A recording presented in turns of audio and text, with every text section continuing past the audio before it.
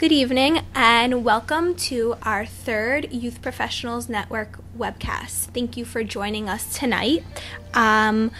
Would like to tell everyone throughout the webcast to please feel free to email questions and comments to ypnwebcast@gmail.com. Again, that is ypnwebcast@gmail.com. We would love to hear questions and comments from you. I would like to introduce tonight our speaker, Dr. Jeffrey Lichtman, who is the National Director of the OU's Yachad, the National Jewish Council for Disability, as well as Dean of the Ivdu Schools, Director of the New Jersey Association of Day Schools, and serves as a consultant to schools and agencies working with individuals with special needs. I would like to call Dr. Lichtman up to give the presentation, and just quickly to remind you all, the email address is ypnwebcast@gmail.com. We will be accepting questions after Dr. Lichtman's presentation. Thank you, Dr. Lichtman. Thank you, Penny. It's great to be here with you. Am I with you? I guess I'm virtually with everybody. I want to thank Synagogue Services, the OU in general, and Synagogue Services for doing this. I think this is a great opportunity, and I don't know if there are two of you or 2,222 of you, but this is interesting. So let me share some general remarks with you about inclusion, and then from there we'll take it to inclusion as it relates to youth programming. The first question is, why inclusion? Should everybody be included? Why should everybody be included? And or why should everybody who has disabilities be included? And I think the answer is twofold. First of all, we believe, I hope we all believe, that every individual, every child, every adult, we're talking about children, but everybody is created b'tselem Elokim, that everybody is created in the image of God, and no matter what challenges they may have, every person has abilities, not just challenges, and it's our obligation as a Jewish community, as an individual, as small individual Jewish communities, and as the large or broad Jewish community, it's our obligation, it's also our benefit, but it's our obligation to include everybody. The second reason for inclusion, I think, is that it is our benefit.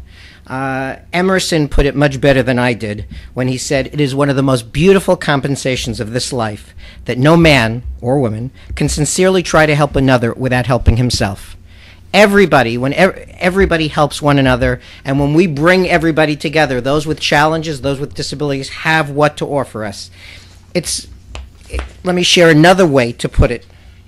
And I think this is really important. You know, when we as youth directors, and I was a youth director a million years ago, and as teachers and principals and rabbis and community leaders, we get all involved in all sorts of different things. Life gets seemingly very complicated. We're barraged by information, and we see things through this web of complexity. And sometimes a child describes something and explains things in a way that clears away all the confusion. So let me share with you something a piece of an essay that a child wrote, and it goes like this. Every day he gets up. He has to be helped in the bathroom. He needs to be cleaned, and eating his breakfast is really hard. He hates to eat. Sometimes just smelling food makes him gag. He smells everything. He gets dressed with help, and then they come to our house, or he gets on a bus and he goes to them. They teach him how to walk, how to use a fork and a spoon, how to speak, and how to look at you when you call his name. He has no friends, but he's always busy. He hardly talks, but most of the time when the phone rings, it's for him. I'm talking about my younger brother. He is 8 years old. I am 12. And even though I am older, I look up to him. And I probably always will. He is my different kind of hero. He has autism. She continues, plain and simple, he's a hero because he's made me see that not everything is perfect, not everyone is perfect. He's taught me without even having to speak a word what life is all about, and that life is what you make of it. Either you get up every day and you do your best, or you get up and give up. He will probably never realize just how much he has taught me, how much he means to me, and just how much I will continue to learn from him, and how much I will use it in my life. I am a better person for knowing him and for having him. He inspires me, and he is such a great teacher. He will always have me, and I will always have him. I hope that through him I can help other people out there understand what it is like for a kid like my brother. I am a better person because of him, and to me there is no greater hero than one who can teach you how to be human and humble. Well, I don't think there's any better way to describe in just a few words who the child with special needs is. And there's a very wide range of children that we're talking about, obviously. But nobody denies the challenges that come with disabilities, but at the same time, there's such benefits. They have so much to teach us.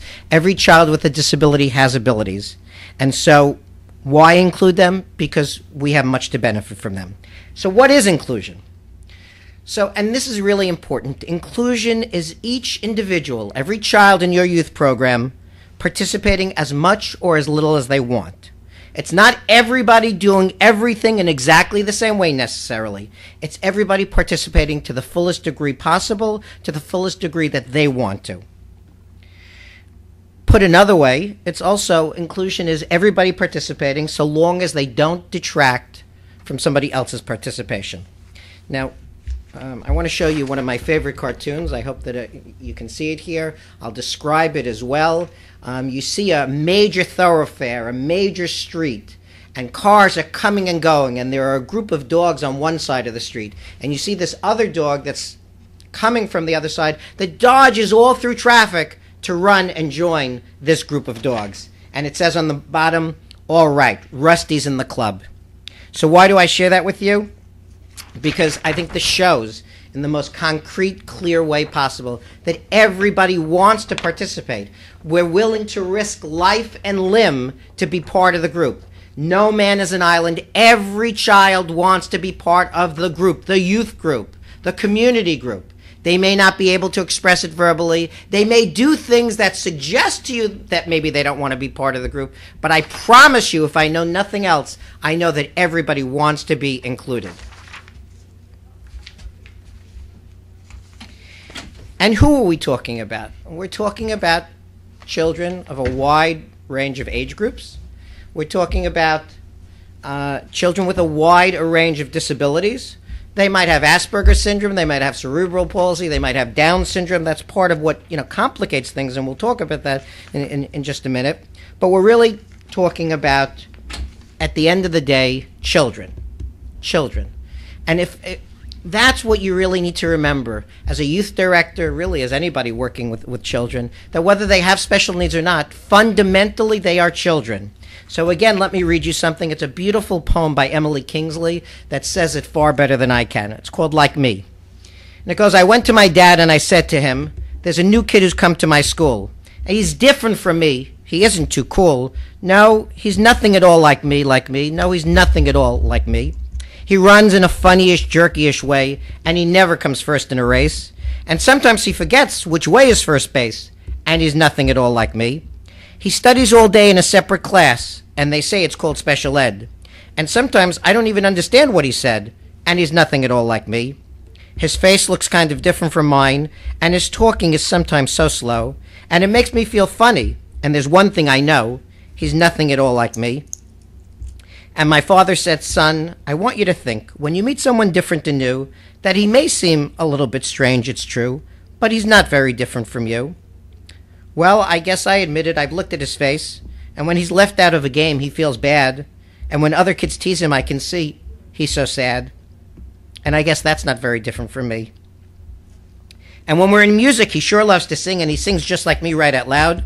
And I know in the lunchroom he has lots of fun. He loves hot dogs and fries, and he hates spinach, and that's not a surprise, because that's not very different from me. And he's always so friendly. He always says hi, and he waves and he calls out my name.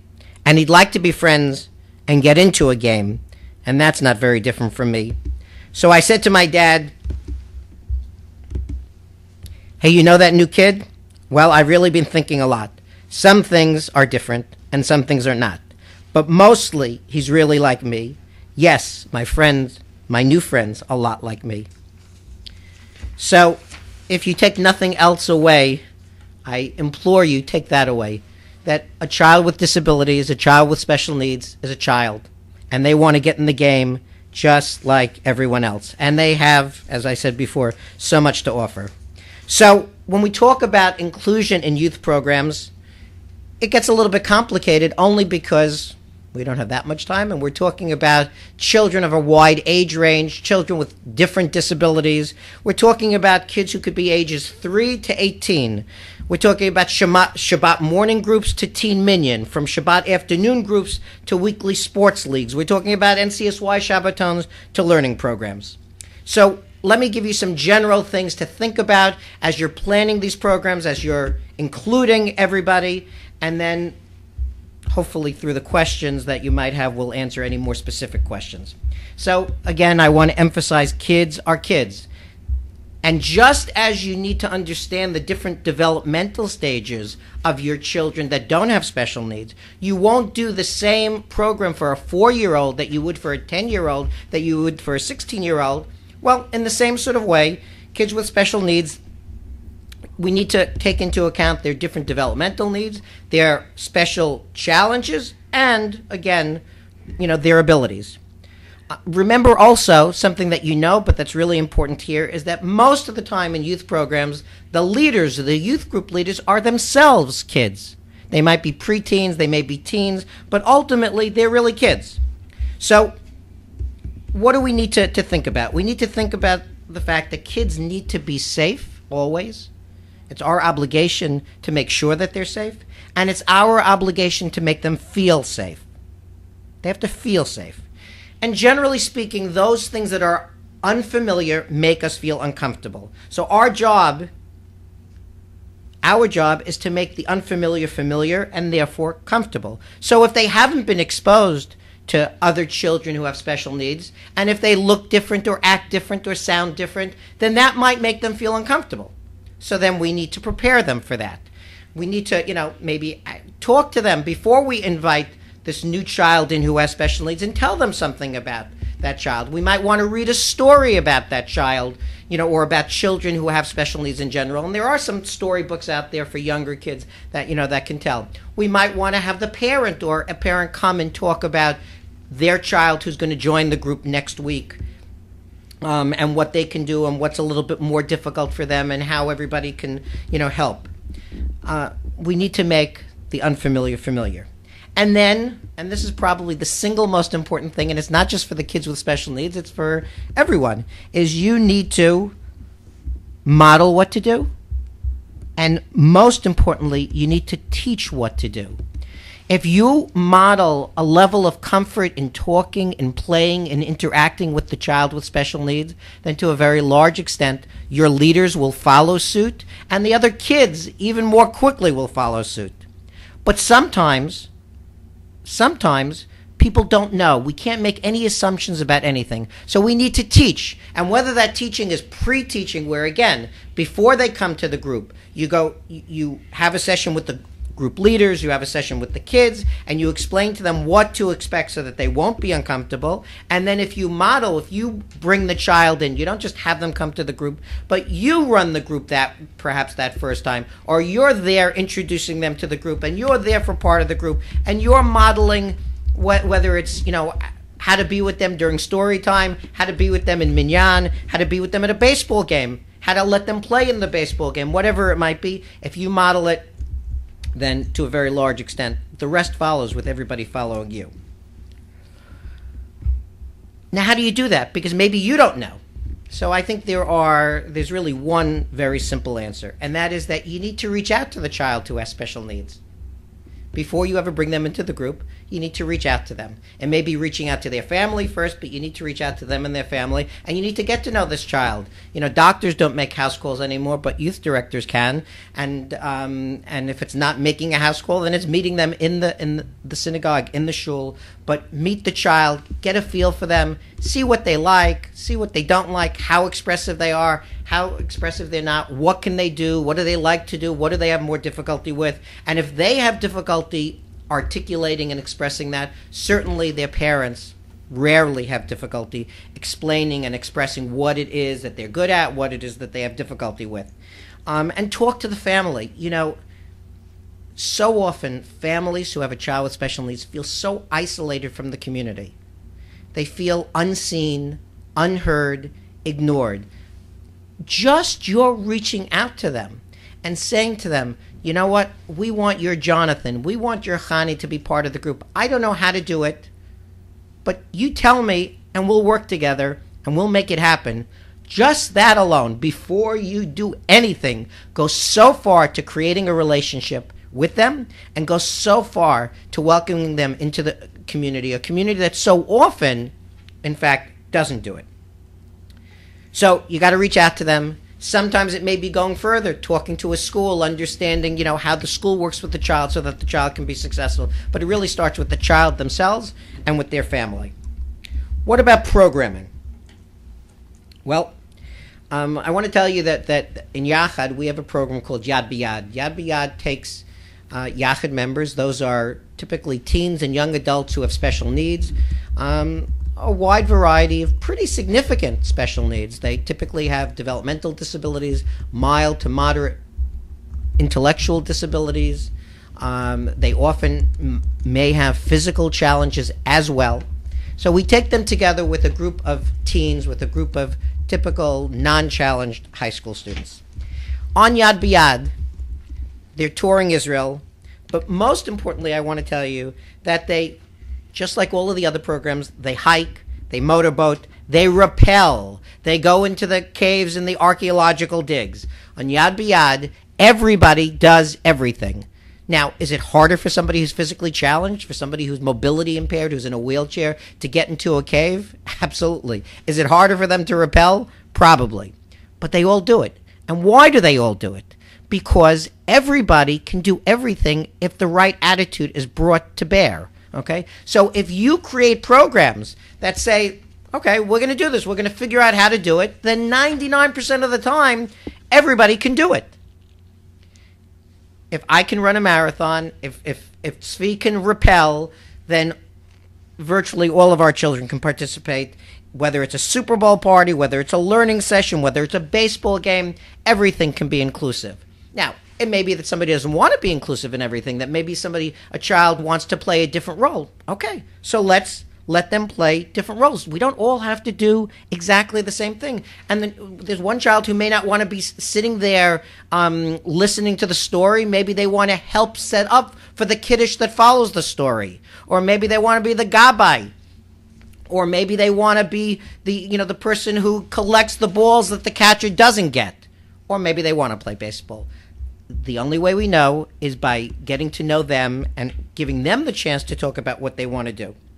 And then bringing the right attitude to bear and being open to what they want to do, to being open to seeing what they can do, and not just what they want to do. It reminds me of a great story about a youth director. This goes back some number of years.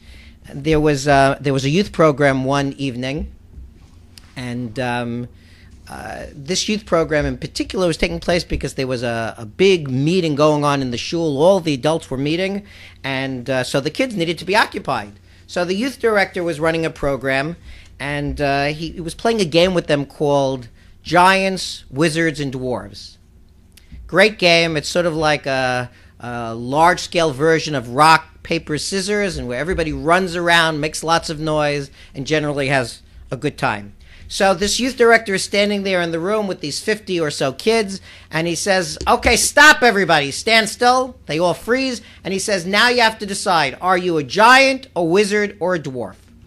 And so they're all huddling together and deciding, as he tells them, the giant's in that corner, the wizard's in that corner, and the dwarf's in this corner. Okay? They're all figuring out who they want to be, giants, wizards, or dwarves, and suddenly he feels a tug on his pants leg. And he looks to his right, he looks down, and there's this little 9-year-old girl who looks up at him and says, where do the mermaids go? Well, where do the mermaids go? He responds at first, well, no mermaids in this game. Giants, wizards, or dwarves. Which do you want to be? Quickly, go back there and figure it out. You could be whatever you want, a giant, a wizard, or a dwarf. But you got to be one of them. And she thinks for a second, and then she looks back up at him and says, no, I don't want to be a giant, a wizard, or a dwarf. I am a mermaid. Where do the mermaids go? And every once in a while, we get some inspiration. And this youth director, who was a pretty smart guy, I guess, thought about it for a second, and he said, okay, honey, right here by the King of the Sea. All right? So we all, it's a game for giants, wizards, and dwarves, but there are mermaids out there also, and we need to figure out ways to include the mermaids, not just the giants, wizards, and dwarves. So what does it boil down to? I think it boils down to 3 points. We'll call it 3 C's. The first C is to care, the second C is to communicate, and the third C is to commit. Care. You have to care about all the kids, all of the children. And you have to care about the kids without special needs, the kids you already have. You have to care about them enough. You have to want to make a difference in their lives. You want to teach them about tolerance, about patience, about the diversity of the world that HaKadosh Baruch Hu has created. And you have to care about them enough and believe in them enough that they can rise to the occasion, that you commit to including everybody. But that's based on caring about kids and caring about making a difference with them. And then you have to communicate. You have to communicate with all of your kids, okay? I find that children of all ages typically have far less challenge with this than the adults do. I think it's much more likely that you'll get a phone call from a parent of another child in the group. Why is there a kid with special needs or disabilities in my, in my kid's youth group, as opposed to the kids complaining? Particularly if you do communicate, if you get to know the kid that you're including, if you get to know all the kids, and if you communicate with your kids about your expectations of them, if you communicate about who this special child is, and we use special for, for a particular reason. There are challenges. Nobody denies the challenges, but that's not who the child is, and that's why we never refer to, to kids as special needs kids or, God forbid, disabled kids. They're kids who have disabilities, whatever that disability may be. And they also have abilities and neshamot and much to share with us. And we need to communicate that to our youth leaders. We need to communicate with the other kids. We need to communicate that to all of the parents. And maybe we need to communicate that to the rabbi or the lay leaders. The rabbis play a key role, I believe, in youth programming in general and in setting the tone for what the community is like and certainly for what youth programming is like. So maybe if it's not you, or maybe if it is you and down the road you invite the rabbi to come down to the Shabbos morning groups or the teen minyan, to welcome the new participants in the youth group. Okay, or maybe it's the rabbi who comes to give a Dvar Torah or a talk before you bring in the child, and you're going to describe who this child is and what their challenges are and what their strengths are. But before you even do that, the rabbi gives a little Dvar Torah that expresses how proud, hopefully, he is, how proud the shul is in terms of our being an inclusive community. So we have to care about everyone, all of the children. We have to communicate, and that can sometimes be, difficult. Many of you as youth directors you're not full-time professionals. Many of you have other jobs or students. But this is the key. If you communicate, if you find out who the child is, if you speak to the rabbi, if you train your youth leaders, that will go a great distance. And finally, the third C is that you have to commit. You have to commit to creating the best possible youth program. And you have to know that when you have inclusive programs, that they are the best possible programs because they benefit everybody. Let me end by telling you one more story before we take questions.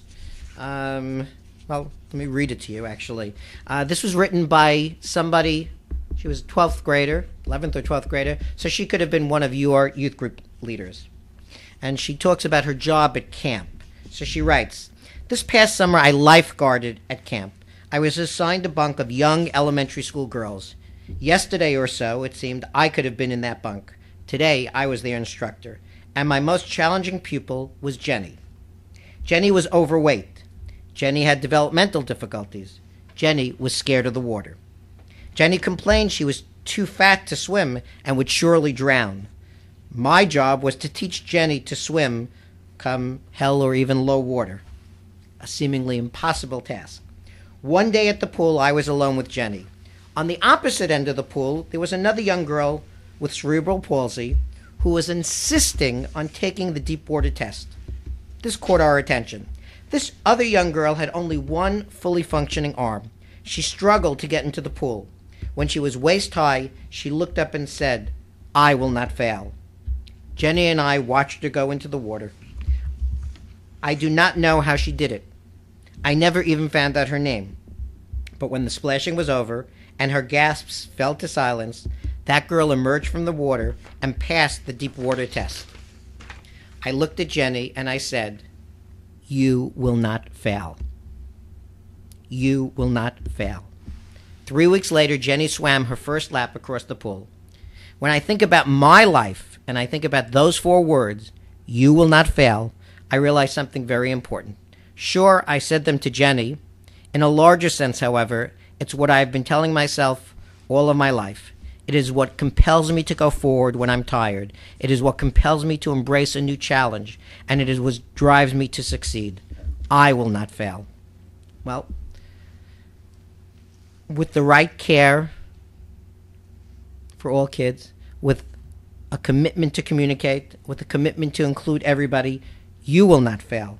And my bracha, my blessing, my hope and aspiration is that as long as you do care and as long as you do commit, you will not fail. You will succeed, and you will be a better youth director for it, and your kids will grow and be better for it, and your youth programs will be better for it. And finally, I would say to you that, no man is an island. You don't have to do this yourself. Yachad stands ready. We've done this before. We will connect with you. We will come into any shul, any community, and help you design the programs, help you work with your families and their children who have special needs, help you work with the larger community, help you with whatever you need help with to make a successful and inclusive program.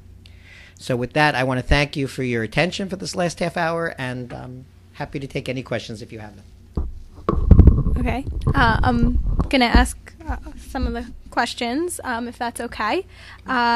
One being, what are example of a good program that's good to include all with inclusion, different kids with disabilities for the ages of 5-year-old age group? Do you have a specific program that you can think of? Okay, so I think it really depends a little bit, but let me give you some guidelines.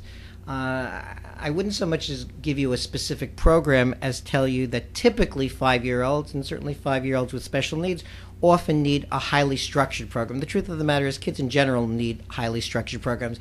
You for the most part, don't want to invite a kid, whether they're 5 or 15, to a Shabbos Oneg where everybody's just hanging out for 45 minutes.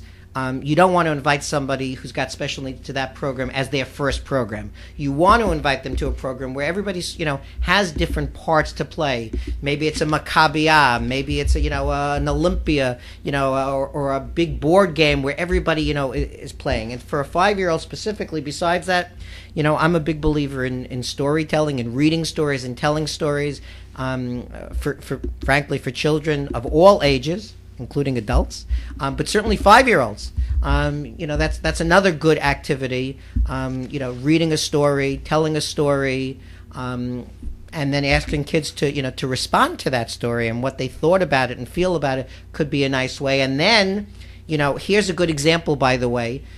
You have a child with special needs who's 5, 6, or 7 joining this 5 or 6-year-old group. Well, a great way to help them might be if they have any difficulty reading, or if they have difficulty with auditory processing or listening or understanding. Well, let's teach it to them. Let's make a copy of that story, or photostat it, or get a copy of the book, give it to the family, ask the family to read it to them beforehand, so that when they come to the youth group and you read it to them, it's already a little bit familiar to them. And then if you're asking for comments and questions, they can participate more fully.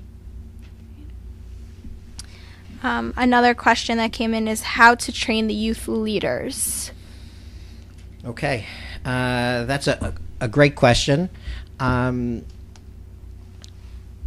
of all, the best way to train them is by modeling the right kinds of interaction. And that, I'm not being trite by saying that, but to the degree that you're comfortable and you demonstrate interaction with kids who have special needs as being no different than with all the other kids, that's really the first and foremost thing.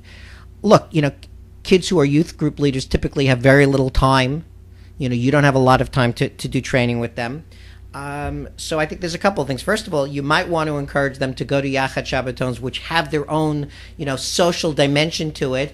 And, if they're participating there, not as a youth group leader, but as a participant, and they're seeing other teens who have already been involved modeling interactions and feeling comfortable, that can go a long way, I think, to setting the stage. More specifically, in terms of actually training them, look, I think, even if you, every couple of weeks take a particular point, right, and say, if, let's say Shabbat afternoon groups, and they start at 4 o'clock, and you ask all the, group leaders to come at 3:30, and you take one point, and you tell them, this is what we want to talk about. How do you, if we have kids who have physical challenges, for instance, okay, how do we plan programs that can well include them? And by the way, if you when you throw that out to them and you give them some suggestions, they'll probably come up with even better ideas than you or I would come up with.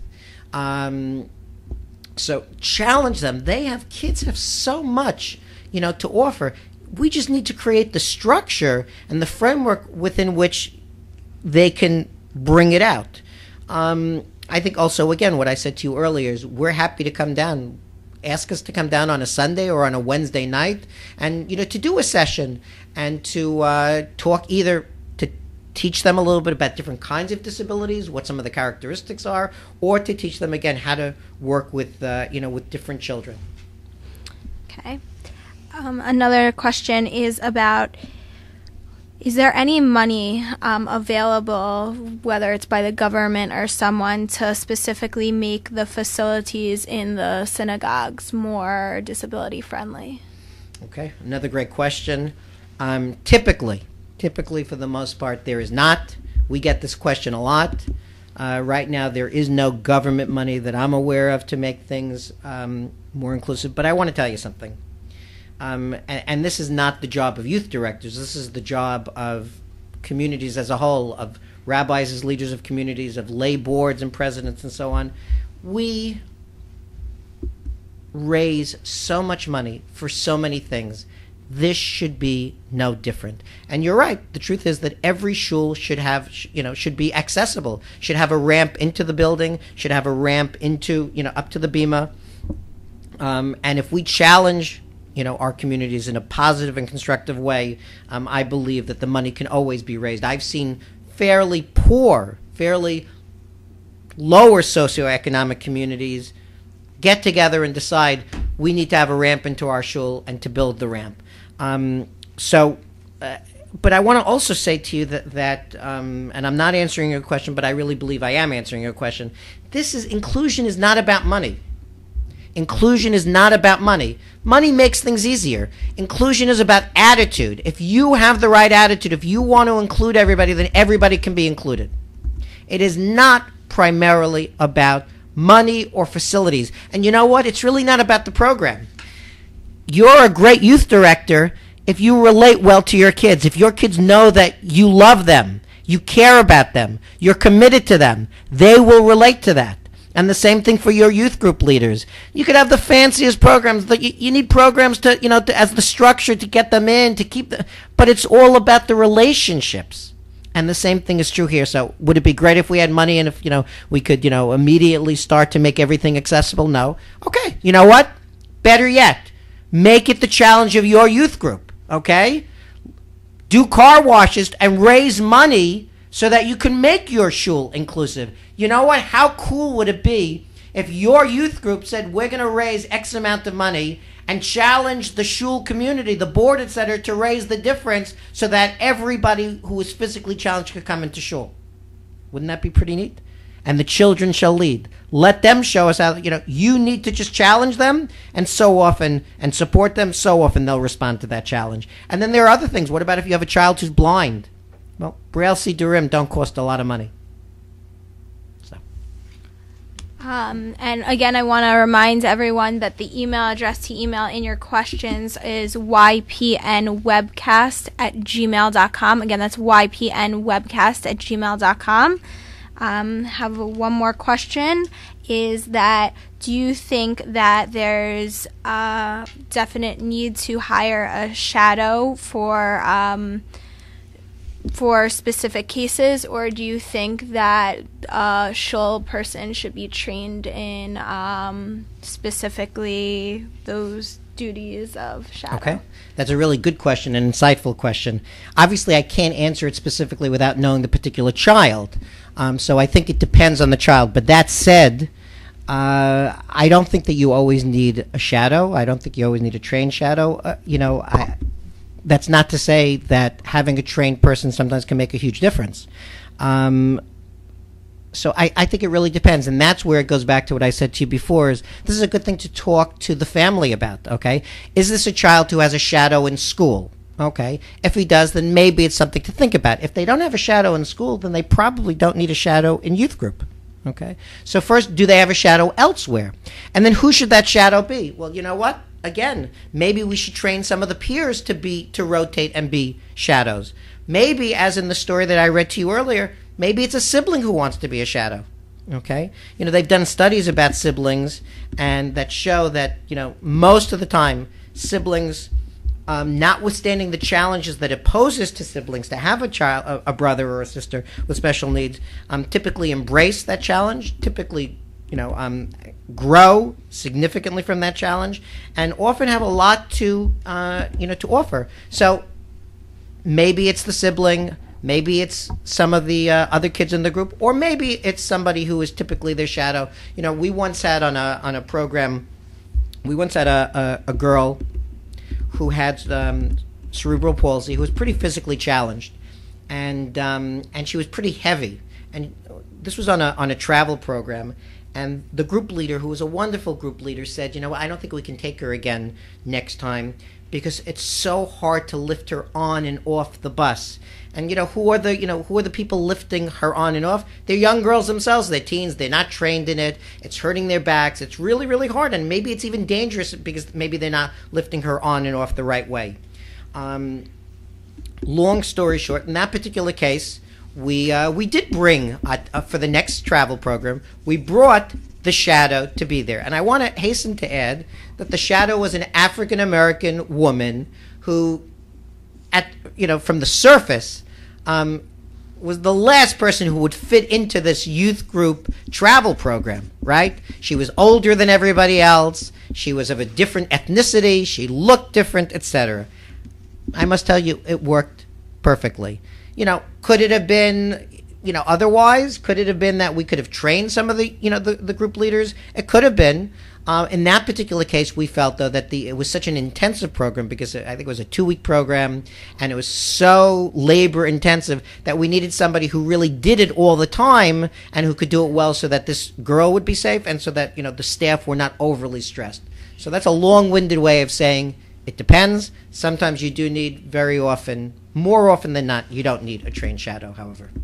Okay, this is the last question for the night. And the question is, what is the best way to contact your local Yachad? Okay, the best way to contact your local Yachad is probably to contact the National Yachad office, and then we can give you the contact information for the closest Yachad chapter to you. And how do you get in touch with you? So to contact our national office, our telephone number is 212-613-8229. Again, that's 212-613-8229. You can also email us at NJCD.org, NJCD, National Jewish Council for Disabilities.org. You could probably Google us and go onto our website also. You know what? One last one just came in, Sure. So let's see what we can do. Should a 12-year-old with Downs and autism, cognitively more like age 4, be placed in same age Shabbat group? Okay, great question.